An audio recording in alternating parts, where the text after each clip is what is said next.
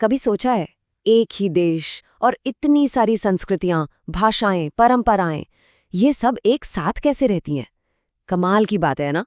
खैर, आज हम इसी सवाल का जवाब ढूंढेंगे, और वो भी एक बहुत ही खूबसूरत कविता के जरिए। ये कविता हमें समझाएगी कि भारत की अनेकता में एकता की जो बात हम सुनते हैं, उसका असली मतलब क्या है। देखिए, हम अनेक किंतु एक सुनने में तो बस एक लाइन लगती है ना? पर ये सिर्फ एक पंक्ति नहीं है, ये तो जैसे भारत की आत्मा की आवाज है। तो चलिए इस विचार की गहराइयों में उतरते हैं और देखते हैं कि ये हमें क्या सिखाता है। अब आपको शायद थोड़ा अजीब लगे कि बच्चों के लिए लिखी गई एक छोटी सी कविता, वो भला 1 अरब से ज्यादा लोगों वाले देश के बारे में क्या सिखा सकती है। पर यकीन मानिए, ये कविता हमें भारत के दिल में झांकने का एक बिल्कुल नया नजरिया देती है। तो इसका मतलब क्या हुआ? सीधा सा मतलब है कि हम चाहे किसी भी राज्य से हों, हमारे रंग रूप, हमारे पहनावे सब अलग हो सकते हैं, लेकिन हम सब हैं एक ही भारत का हिस्सा। ये कविता हमें यही तो बताती है कि हमारी ये जो विविधता है ना, यही हमारी असली ताकत है। तो चलिए सबसे पहले भारत की इसी विविधता को थोड़ा और करीब से देखते हैं। जरा सोचिए, यहाँ के पहाड़, नदियाँ, रेगिस्तान और लोग सब कितने अलग अलग हैं, फिर भी कैसे एक साथ हैं। देखिए, इस कविता की सबसे खास बात पता है क्या है? ये भूगोल को और लोगों के रूप रंग को देश की पहचान का एक बहुत जरूरी हिस्सा मानती है। ये हमें बताती है कि हमारी जमीन और हमारी शक्लें, यही तो हमारी एकता का आधार है। ये तस्वीरें देखिए जरा, इनसे पता चलता है कि भारत में पहनावे कितने अलग अलग हैं। एक तरफ गुजरात का पारंपरिक पहनावा है, तो दूसरी तरफ किसी और राज्य का, है ना, बिल्कुल अलग, लेकिन दोनों ही पूरी तरह से भारतीय हैं। अच्छा, कपड़ों से आगे बढ़ते हैं। अब बात करते हैं भारत की भाषाओं, संस्कृतियों और हाँ, खान पान की।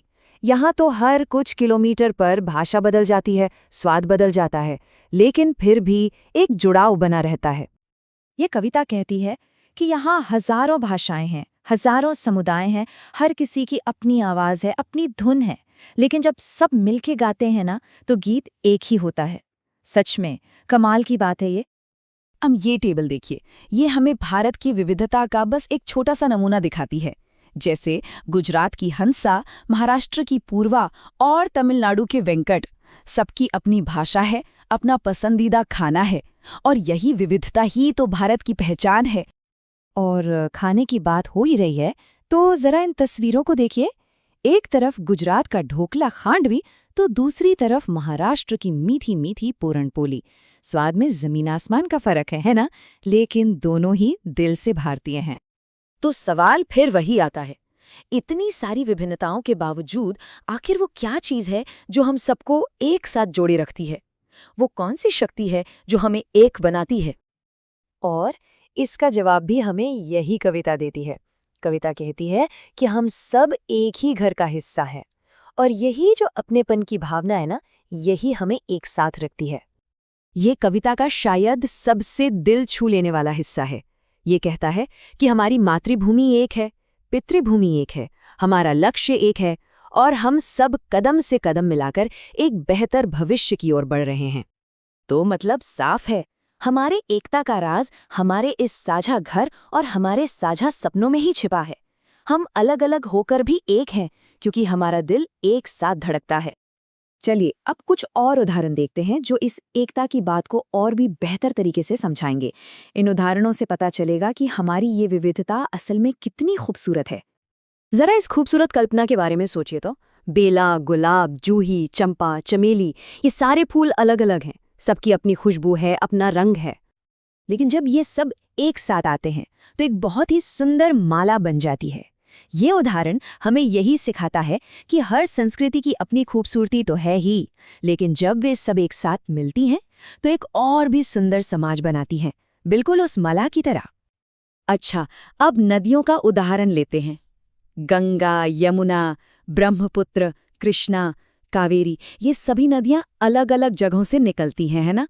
और सब अलग अलग रास्तों से बहती हैं। लेकिन आखिर में क्या होता है? ये सारी नदियां एक ही समंदर में जाकर मिल जाती हैं, और ये हमें सिखाता है कि भले ही हम अलग अलग जगहों से आए हों, हमारी पहचान अलग हो, लेकिन आखिर में हम सब एक हैं। हम सब एक ही महासागर का हिस्सा हैं। और आखिर में ये पंक्ति हमें सोचने पर मजबूर कर देती है कि हमारा रंग, रूप, पहनावा, भाषा चाहे कितना भी अलग क्यों ना हो, ये हमारी कमजोरी नहीं है, बल्कि यही हमारी सबसे बड़ी ताकत है। ये हमें सिखाती है कि हम अलग होकर भी एक हैं, और यही तो भारत की असली खूबसूरती है।